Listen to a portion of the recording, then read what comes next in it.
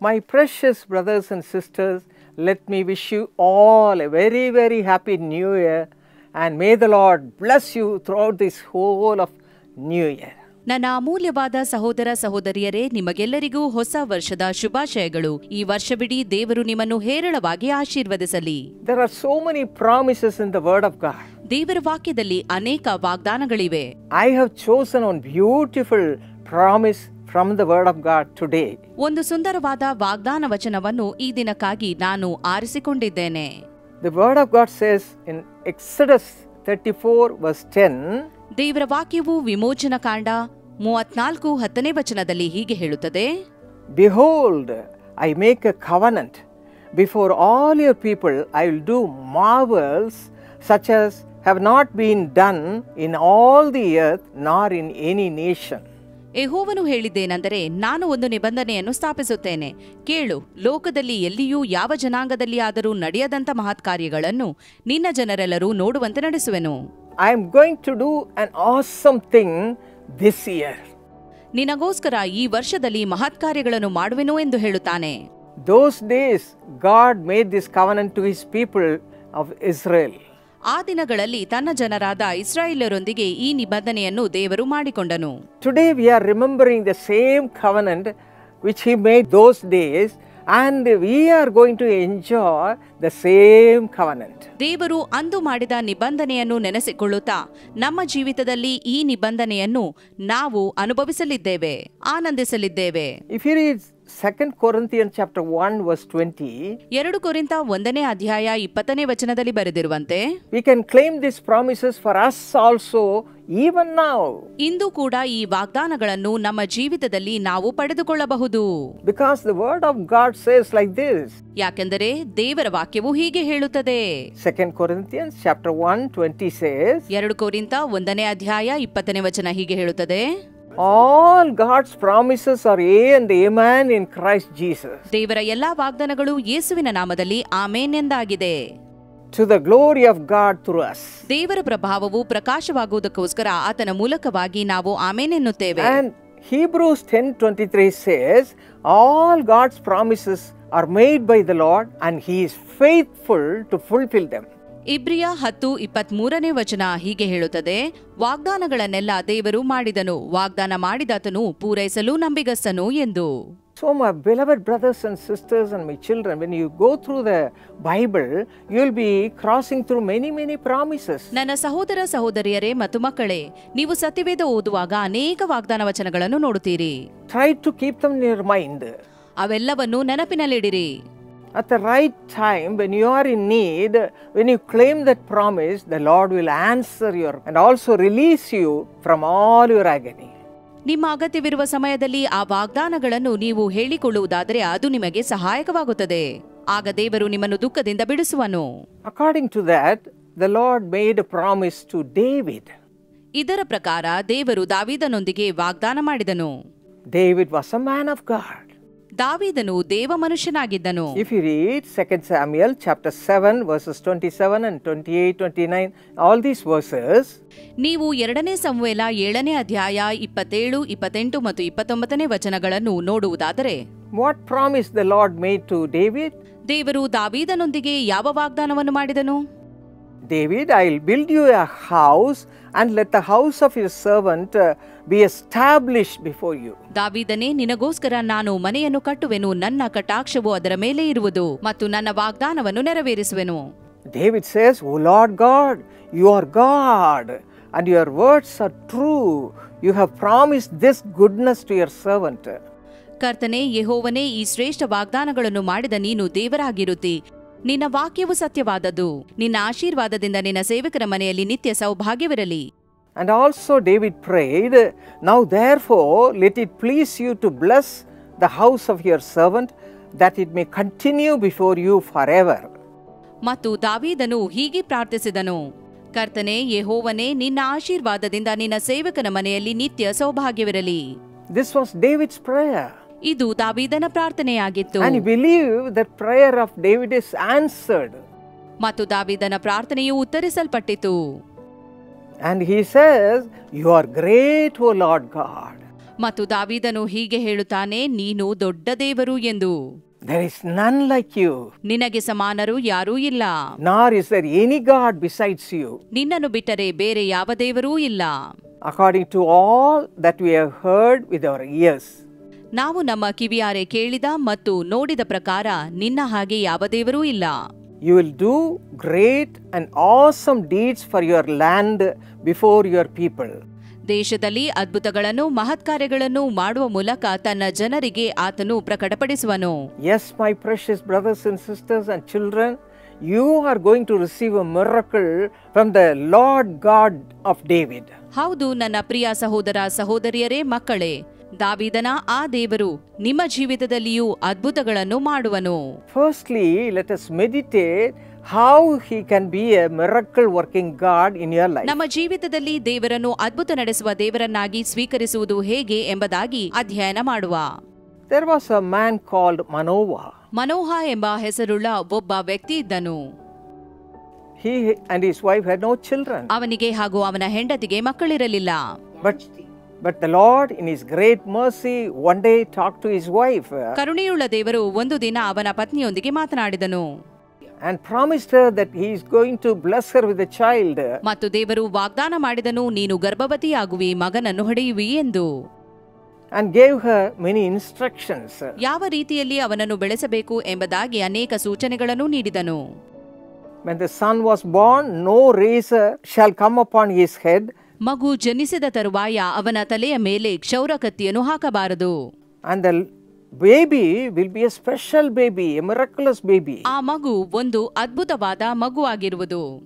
He will save Israel people out of the life of the Philistines. ಅವನು ಬೆಳೆದು ದೊಡ್ಡವನಾಗಿ ಇಸ್ರಾಯೇಲ್ಯರನ್ನು ಫಿಲಿಸ್ಟಿಯರ ಕೈಯಿಂದ ಬಿಡಿಸುವನು. Philistines were always against the Israelites. ಫಿಲಿಸ್ಟಿಯರು ಯಾವಾಗಲೂ ಇಸ್ರಾಯೇಲ್ಯರಿಗೆ ವಿರೋಧವಾಗಿದ್ದರು. And this boy will be able to destroy those Philistines. ಈ ನಿನ್ನ ಮಗನು ಫಿಲಿಸ್ಟಿಯರಿಂದ ಇಸ್ರಾಯೇಲ್ಯರನ್ನು ಬಿಡಿಸುವನು ಮತ್ತು ಫಿಲಿಸ್ಟಿಯರನ್ನು ನಾಶ ಮಾಡುವನು. Manoah and his wife were thrilled to hear that. ಮನೋಹ ಮತ್ತು ಅವನ ಹೆಂಡತಿ ಇದನ್ನು ಕೇಳಿದಾಗ ಬಹಳವಾಗಿ ಸಂತೋಷಪಟ್ಟರು. And he asked the angel, what is his name? ಮತ್ತು ಅವನು ದೇವದೂತನಲ್ಲಿ ಕೇಳಿದನು, ಅವನ ಹೆಸರೇನೆಂದು. And he said, it's wonderful. ಆಗ ದೇವದೂತನು ಹೇಳಿದ್ದು, ಅದು ಆಶ್ಚರ್ಯಕರವಾದದ್ದು. Yes, he was wonderful to bless the baby in a new way, and he was destroying the Philistines in a very, very miraculous way. ಯಾಕೆಂದರೆ ಆಶ್ಚರ್ಯಕರವಾದ ರೀತಿಯಲ್ಲಿ ದೇವರ ಸಹಾಯದಿಂದ ಫಿಲಿಸ್ಟಿಯರ ಕೈಯಿಂದ ವಿಮೋಚಿಸಲು ಶಕ್ತನಾಗಿದ್ದನು. But at the same time, he lost all the power because of a woman. ಆದರೆ ನಾವು ನೋಡುತ್ತೇವೆ, ಒಬ್ಬ ಸ್ತ್ರೀಯಿಂದಾಗಿ ಆತನು ತನ್ನ ಎಲ್ಲಾ ಬಲವನ್ನು ಕಳೆದುಕೊಂಡನು. That woman was pestering Samson. Where is your strength comes from?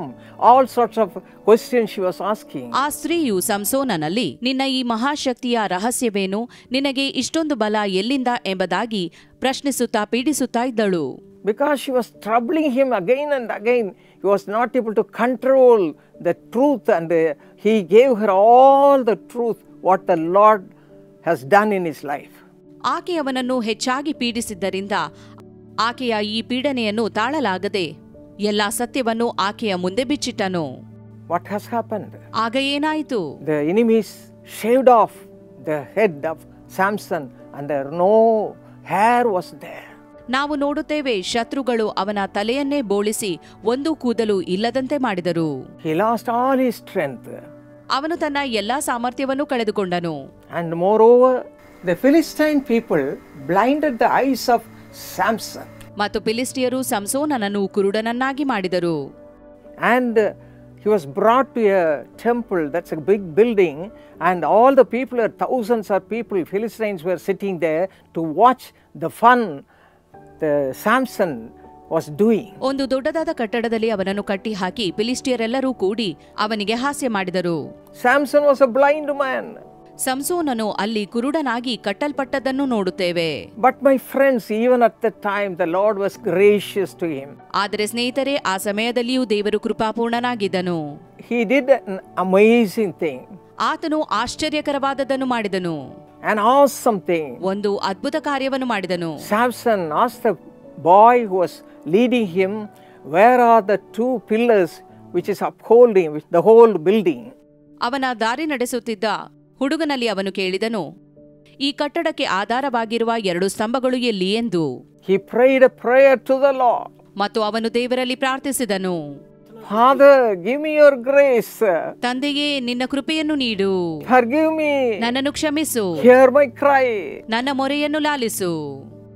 When I shake these 2 pillars, destroy the whole building and destroy all the people who are inside the building.